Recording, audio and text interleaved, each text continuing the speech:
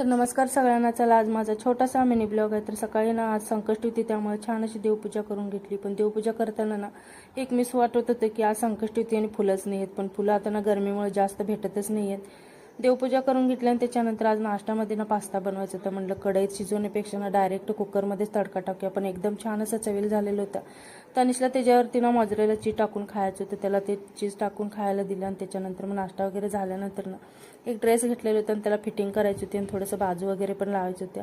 ते करून घेतलं आणि दुपारची स्वयंपाकातनं चपाती, भात, टॅमॅटोची चटणी, शेवग्याचा रस्सा आणि सोयाबीनची भाजी असं जेवण होतं.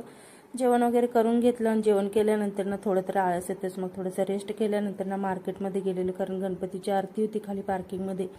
त्याच्यासाठी ना प्रसाद आणायचं होतं. तर आज मराठ्यांचं ना संमेलन होतं, त्यामुळे एक ना असं झेंडा घेऊन एक रस्त्यावरती ना आंदोलन करत होते. त्याच्यानंतर मग बेकरीमधून थोडासा प्रसाद घेतला. घरी आल्यानंतर ना खाली पार्किंगमध्ये सगळ्यांनी मिळून आरती केली.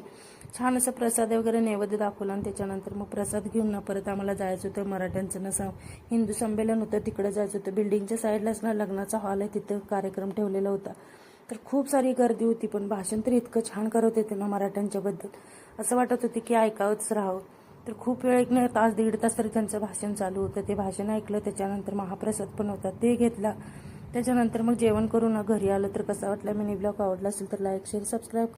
तर नमस्कार सगळ्यांना. चला आज माझा छोटासा मिनी ब्लॉग आहे. तर सकाळी ना आज संकष्टी होती, त्यामुळे छान अशी देवपूजा करून घेतली. पण देवपूजा करताना ना एक मिस वाटत होतं की आज संकष्टी होती आणि फुलंच नाही आहेत. पण फुलं आता ना गरमीमुळे जास्त भेटतच नाही आहेत.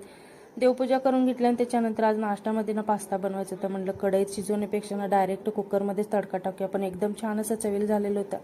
तनिषला त्याच्यावरती ना मोझरेला चीज टाकून खायचं होतं. त्याला ते चीज टाकून खायला दिलं आणि त्याच्यानंतर मग नाश्ता वगैरे झाल्यानंतर ना एक ड्रेस घेतलेला होता आणि त्याला फिटिंग करायची होती आणि थोडंसं बाजू वगैरे पण लावायचं होत्या.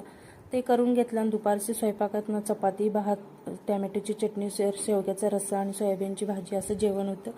जेवण वगैरे करून घेतलं आणि जेवण केल्यानंतर ना थोडं तर आळस येतेच. मग थोडंसं रेस्ट केल्यानंतर ना मार्केटमध्ये गेलेलं, कारण गणपतीची आरती होती खाली पार्किंगमध्ये. त्याच्यासाठी ना प्रसाद आणायचं होतं. तर आज मराठ्यांचं ना संमेलन होतं, त्यामुळे एक ना असं झेंडा घेऊन एक रस्त्यावरती ना आंदोलन करत होते. त्याच्यानंतर मग बेकरीमधून थोडासा प्रसाद घेतला. घरी आल्यानंतर ना खाली पार्किंगमध्ये सगळ्यांनी मिळून आरती केली. छान असं प्रसाद वगैरे नैवेद्य दाखवला आणि त्याच्यानंतर मग प्रसाद घेऊन ना परत आम्हाला जायचं होतं. मराठ्यांचं ना हिंदू संमेलन होतं, तिकडे जायचं होतं. बिल्डिंगच्या साईडलाच ना लग्नाचा हॉल आहे, तिथं कार्यक्रम ठेवलेला होता. तर खूप सारी गर्दी होती. पण भाषण तर इतकं छान करत होते ना मराठ्यांच्याबद्दल, असं वाटत होते की ऐकावंच राहावं. तर खूप वेळ एक तास दीड तास तरी त्यांचं भाषण चालू होतं. ते भाषण ऐकलं. त्याच्यानंतर महाप्रसाद पण होता, ते घेतला. त्याच्यानंतर मग जेवण करून घरी आलं. तर कसा वाटला मिनी ब्लॉग? आवडला असेल तर लाईक, शेअर, सबस्क्राईब.